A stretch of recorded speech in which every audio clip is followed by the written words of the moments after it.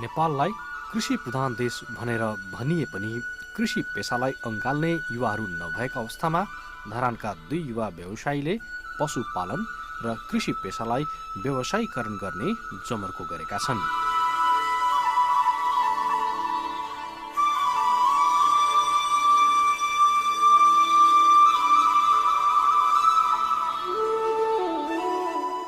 धरान 15 का स्थानीय युवा व्यवसायी लोकबहादुर खापुङ र धरान 16 का घनेन्द्र बहादुर कार्कीले पशु र कृषि पेसालाई व्यवसायीकरण गर्नका लागि फर्मको समेत स्थापना गरेका छन्।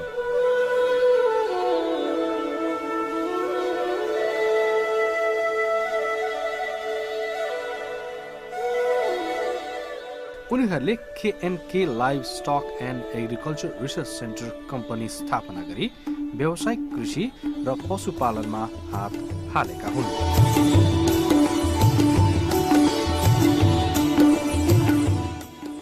मुलुकबाट दैनिकी करिब 1500 युवाहरू विदेशी रहेको अवस्थामा यी 2 युवाको कामलाई उदाहरणीय रूपमा लिन सकिन्छ। धरान उपमहानगरपालिका वडा नम्बर 26 विष्णुपादुका स्थित बतासेमा 8 बिघा जग्गा खरिद गरी व्यावसायिक कृषि खेती तथा पशुपालन यी 2 युवाले सुरु गरेका हुन्।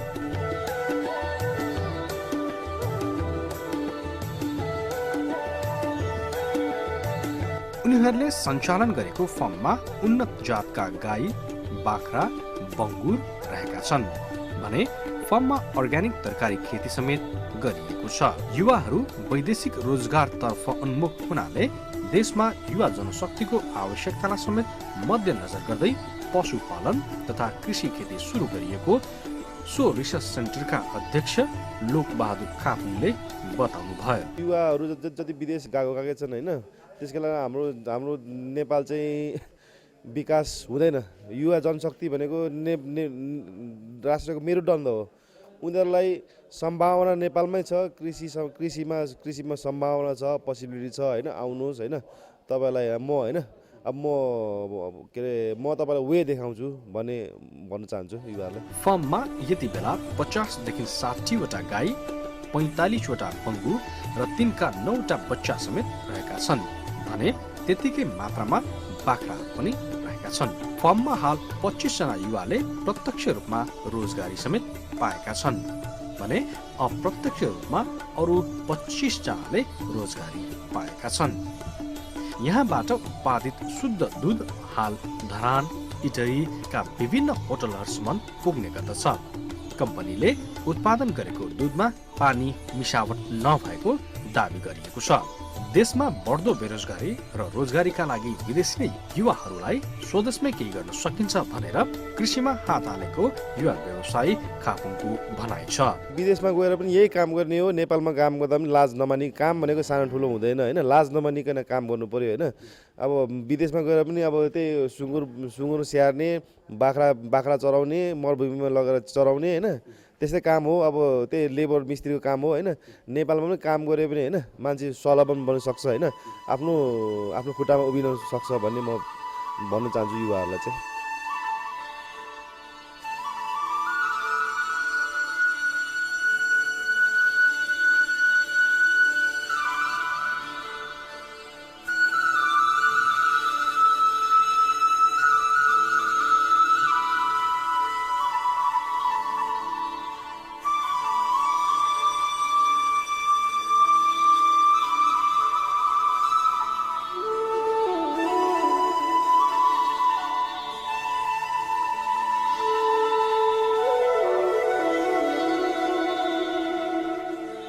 फार्ममा गत पौष 9 गते कृषि मन्त्री हरिप्रसाद पराजुलीले उद्घाटन तथा अवलोकन गर्नु भएको थियो।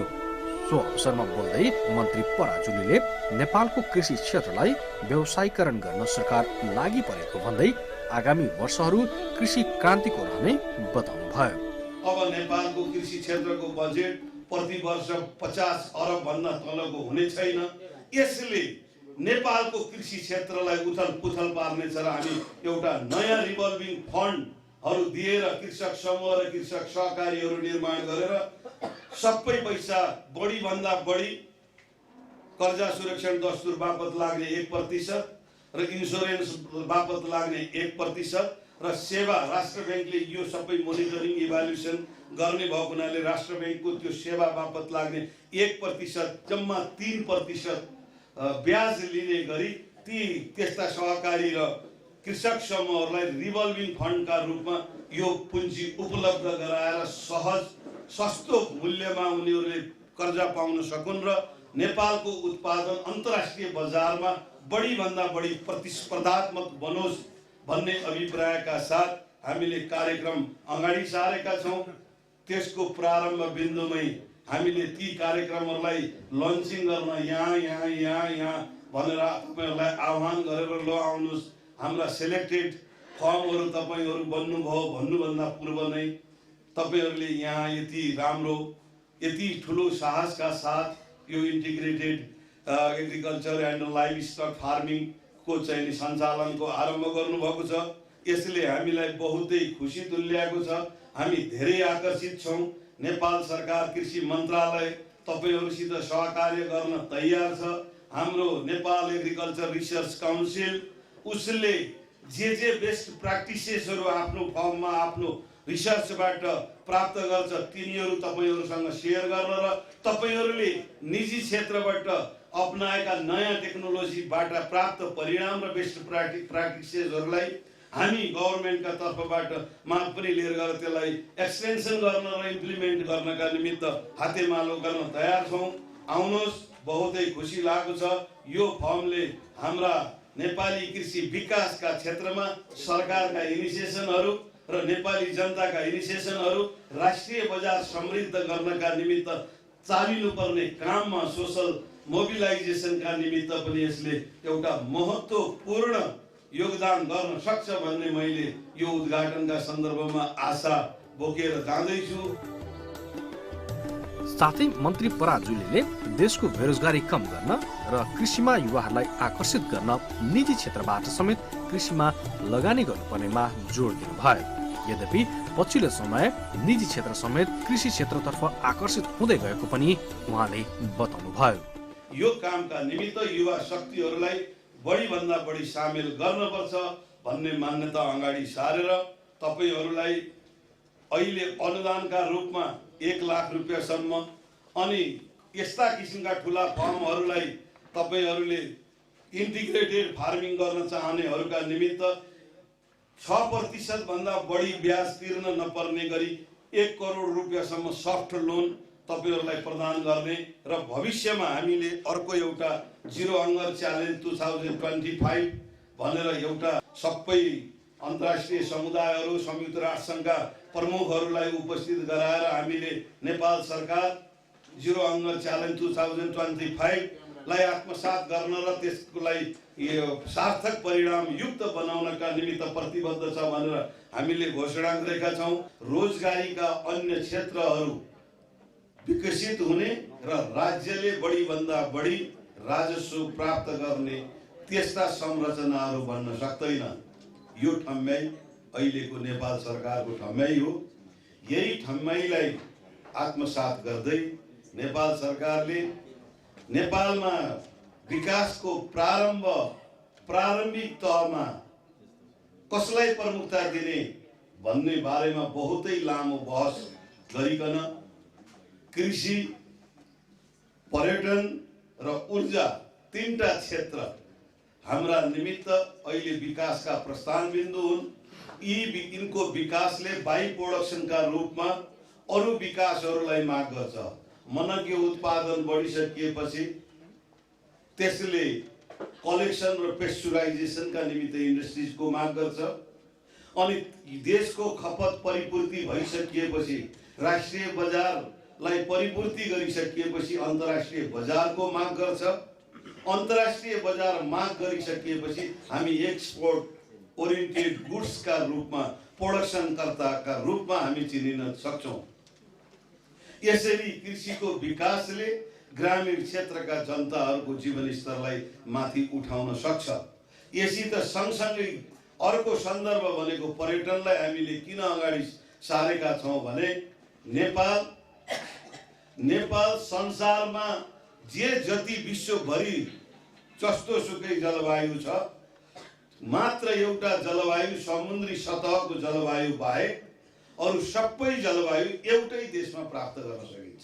अपार पर्यटनका क्षेत्रहरू निर्माण गर्न सकिन्छ जसले अन्यत्र धेरै पैसा कमाएर कम से कम 1-1.5 महिना परिवार सहित एउटा रिल्याक्स लाइफ इन्टरटेनमेन्ट सहित बिताउँ भनेर चाह्यो भने कहाँ भन्दाखेरि त्यो देश नेपाल जहाँ प्राकृतिक रूपले वरदान सिद्ध छ त्यो देशमा गएर त्यहाँ निर्माण गरिएका टुरिज्म सेन्टरहरूमा यदि केही समय बिताउने हो भने नयाँ नयाँ सिर्जनाका ढोकाहरू खोल्छन् भन्ने त्यस्तो अनुभूति थोरै मात्रै श्रृङ्गारले हामी दिन सक्छौँ। त्यसकारणले हामी पर्यटनलाई विकास गर्नुपर्छ। पर्यटनका रूपमा अहिले पनि हामी जे जस्तो अवस्थामा भए पनि स्वतस्फूर्तमा जुन हाम्रा हिम श्रृङ्खलाहरू र अन्य भौगोलिक विविधताहरूको अवलोकनका कारणले जति पर्यटकहरूको वृद्धि भइरहेको छ यसलाई अति द्रुत गतिमा हामीले वृद्धि गर्न सक्छौँ भन्ने हाम्रो विश्लेषण हो। अनि यति भइसकेपछि यी सबै कामहरूलाई आधुनिक सञ्जालभित्र जोड्नका निमित्त मान्छेका भौतिक सुख सुविधाहरू पनि यसभित्र समाहित गर्नका निमित्त हाम्रो निमित्त अर्को विकास गर्न पर्ने कुरो ऊर्जा हो, जसका निमित्त हामीसित अति घनीभूत करेन्ट भएका ठाडा खोलाहरू छन्। यी ठाडा खोलाहरूले थोरै लागतमा धेरै करेन्टहरू उत्पादन गर्न सक्छन् किनभने एक त पहाड भएको हुनाले पानीमा घन छ, घन पानी अति ठोस रूपमा चाहिँ यसले आफ्नो क्रियाकलापहरूलाई प्रस्तुत गर्छ। दोस्रो हामीसित स्लोप चाहिने जुन माउन्टेन डिजाइन छ जसले गर्दाखेरि पेन्टक स्टकहरूमा टर्बाइनलाई का फ्यानहरूलाई आक्रमण गर्नका निमित्त जोरदार बल पानीले बोकेर आफै आइदिएको हुन्छ। यसले गर्दा विद्युतमा पनि हामीले उल्लेखनीय प्रगति गर्न सक्छौँ र यी तीनटा क्षेत्रको विकासले नेपालको विकासलाई जुरुक्कै माथि उठाउन सक्छ र अहिलेको प्राथमिकता यही हो। उद्घाटन सत्रमा सहभागी विभिन्न वक्ताहरूले समेत युवाहरूको कृषि र पशुपालन प्रतिको सोचबाट आफूहरू समेत प्रभावित भएको बताएका थिए। सोही क्रममा अधिकांश वक्ताहरूले ती दुई युवाको जोश र जागरलाई सकारात्मक रूपमा लिँदै सबै युवाहरू र अन्य पेशाका व्यक्तिहरूले समेत कृषि तथा पशुपालनमा ध्यान केन्द्रित गर्न आवश्यक हुन सक्ने बताएका थिए। माननीय मन्त्रीज्यू, नेपाल सरकारको मन्त्री काठमाडौँबाट यी तीनटा कुराहरूलाई एजेन्डामा राख्नुपर्छ भन्ने सरकारको पनि ध्येय हो, चाहना हो र हामी नेपाली जनताको पनि त्यही सोच हो भन्ने हामीले सोच्न जरुरी छ।